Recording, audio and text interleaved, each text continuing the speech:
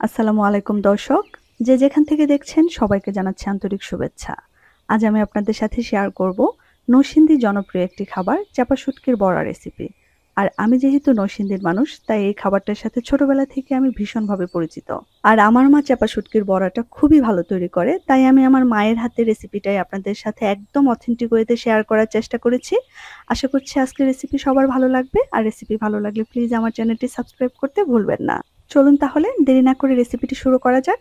চাপা শুটকির বড়া তৈরি করার জন্য আমি নিয়ে নিয়েছি 250 গ্রাম পেঁয়াজ, 150 গ্রাম রসুন, 3টি আলু। আলুগুলো আমি স্লাইস করে কেটে নিয়েছি। নিয়ে নিয়েছি 12টি চাপা শুটকি। আপনারা চাইলে পুঁটি মাছের চাপা শুটকিটাও নিতে পারেন, অনেকে এটাকে ভেজা শুটকিও বলে থাকে। নিয়েছি 50 গ্রাম লাল মরিচ বা শুকনো মরিচ, নিয়েছি কিছু কচু পাতা এবং মিষ্টি কুমড়া পাতা। চাপা শুটকিগুলো আমি ভালোভাবে ধুয়ে পরিষ্কার করে নিয়েছি এবং মাথাগুলো আমি ফেলে দিয়েছি, এবং পেঁয়াজগুলোকে আমি কুচি করে কেটে নিয়েছি, এতে করে বাটার সময় সুবিধা হবে। এখন সবগুলো উপাদান শিলপাটায় বেটে নিতে হবে। প্রথমে শুকনো মরিচগুলো বেটে নেব। মরিচগুলোকে খুব মিহি করে বাটার দরকার নেই, মোটামুটি আধা বাটা টাইপের হলেই হবে। মরিচ বাটা হয়ে গেলে আলুগুলো বেটে নেব। শুটকির বড়াতে আলু ইউজ করলে বড়াটা একটু আঠালো এবং টেস্টি হয়। প্রথমে আলুগুলো এভাবে শিলের সাহায্যে থেতো করে নিয়ে তারপর বাটতে হবে, এতে করে বাটতে সুবিধা হয়। আমাদের অঞ্চলে অনেকেই এই আলুর পরিবর্তে কাঁঠালের বিচিটাও ইউজ করে থাকে, এতে করেও টেস্ট ভালো আসে। আলু বাটা হয়ে গেলে চাপা শুটকিটা ভালোভাবে বেটে নেব, কারণ চাপা শুটকিতে কাঁটা রয়েছে। যদিও কাঁটাটা খুব একটা শক্ত ধরনের হয় না, অনেকটাই সফট থাকে। চাপা শুটকিটা বাটা হয়ে গেলে উঠিয়ে নিয়ে এক সাইডে রেখে দিয়ে পেঁয়াজগুলোকে আধা বাটা করে বেটে নেব। একদম মিহি করে বাটা যাবে না, কারণ এই রেসিপির জন্য আধা বাটা করে বাটতে হবে, তাহলে রেসিপিটা পারফেক্ট হবে। পেঁয়াজ বাটা হয়ে গেলে উঠিয়ে নিয়ে এক সাইডে রেখে দিয়ে রসুনটাও আধা বাটা করে বেটে নেব।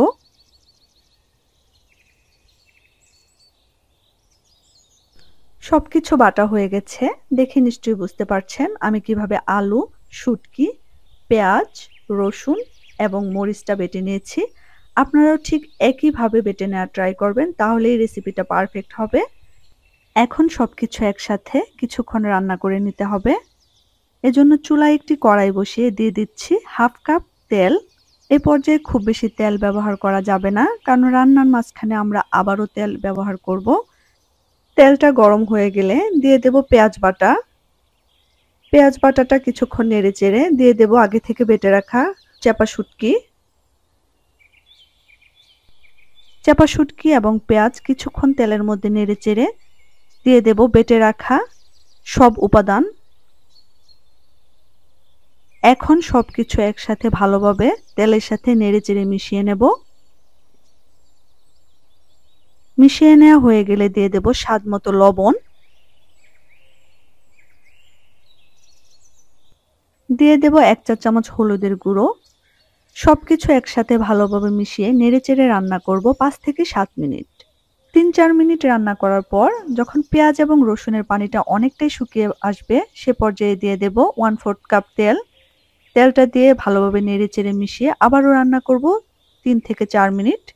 এই রেসিপিটা তৈরির ক্ষেত্রে টিপস হচ্ছে, যে পরিমাণ পেঁয়াজ নেবেন তার অর্ধেকের মতো রসুন নেবেন, আর ঝালটা আপনারা আপনাদের ইচ্ছা মতো বাড়িয়ে বা কমিয়ে নিতে পারেন। যখন ভাজতে ভাজতে পানিটা শুকিয়ে যাবে এবং কড়াইয়ের গা ছেড়ে দেবে, তখনই চুলা থেকে নামিয়ে নিতে হবে। আমাদের শুটকির বড়ার পুরটা রেডি। এখন চুলা থেকে নামিয়ে ঠান্ডা করে বড়া তৈরি করে নেওয়ার পালা। আজকের বড়াগুলো আমি মিষ্টি কুমড়ো পাতা দিয়ে তৈরি করব, আর তাই আমি আমাদের গাছের একদম ফ্রেশ কুমড়ো পাতা ছিঁড়ে নেব। আপনারা চাইলে লাউ পাতা, কচু পাতা অথবা কাঁকরোলের পাতা দিয়েও বড়াটা তৈরি করতে পারেন। আসলে সব সিজনে সব ধরনের পাতা থাকে না, এই পাতাগুলোর মধ্যে যখন যে পাতাটা আপনার হাতের কাছে থাকবে সেটা দিয়ে বানিয়ে নিতে পারবেন। আমি আমার পরিমাণ মতো কিছু মিষ্টি কুমড়া পাতা ছিঁড়ে নিয়েছি এবং অল্প পরিমাণ কিছু কচু পাতাও ছিঁড়ে নিয়েছি। এখন বড়া তৈরি করে নেওয়ার পালা। প্রথমে নিয়ে নিতে হবে একটি মিষ্টি কুমড়ার পাতা এবং মাঝ বরাবর দিয়ে দিতে হবে আগে থেকে তৈরি করে রাখা শুটকির বড়ার পুর। তারপর এভাবে ভাঁজ করে নিতে হবে। কাজটা আসলে দেখেই বুঝে নিতে হবে কিভাবে তৈরি করা হচ্ছে। বড়াটা ভাঁজ দেওয়ার সময় চেষ্টা করবেন একটু টাইট ফিট করে ভাঁজ দিতে, যেন পরবর্তীতে ভাজার সময় ভাঁজটা খুলে না যায়। আপনাদের সুবিধার্থে আরেকটি বড়া বানিয়ে দেখিয়ে দিচ্ছি। একে একে আমাদের সবগুলো বড়া তৈরি করা শেষ। এখন বড়াগুলোকে ভেজে নেয়ার পালা। এই জন্য চুলায় একটি কড়াই বসিয়ে দিয়ে দিচ্ছি 3 টেবিল চামচ তেল। এ পর্যায়ে খুব বেশি তেল ইউজ করা যাবে না। তেলটা গরম হয়ে গেলে দিয়ে দেব তৈরি করে রাখা বড়াগুলো।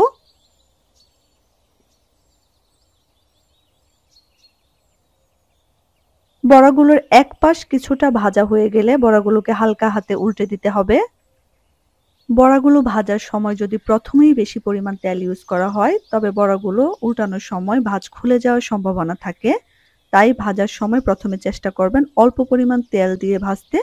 যখন বড়াগুলো আধা ভাজা হয়ে যাবে তখন দিয়ে দিতে হবে আরও 1/4 কাপ তেল। এ পর্যায়ে তেল দিয়ে বড়াগুলো ভাজলে বড়াগুলো ভাজা একদম পারফেক্ট হয় এবং বড়াগুলো খেতেও খুবই সুস্বাদু হয় এবং বড়াগুলোর ভাঁজ খুলে যাওয়ারও সম্ভাবনা থাকে না।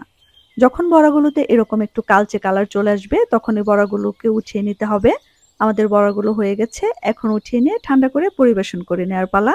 এই চাপা শুটকির বড়াটা খেতে এতই সুস্বাদু হয় যে একটা বড়া দিয়ে 1 প্লেট ভাত আপনি অনায়াসেই খেয়ে ফেলতে পারবেন। আর একবার বানিয়ে ডিপ ফ্রিজে রেখে সংরক্ষণ করে খেতে পারবেন 3 মাসের মতো। আশা করছি আজকের রেসিপি সবার ভালো লেগেছে। আর রেসিপি ভালো লাগলে প্লিজ আমার চ্যানেলটি সাবস্ক্রাইব করতে ভুলবেন না। ইনশাআল্লাহ দেখা হবে অন্য কোনো ভিডিওতে। সে পর্যন্ত সবাই ভালো থাকবেন, সুস্থ থাকবেন। আসসালামু আলাইকুম।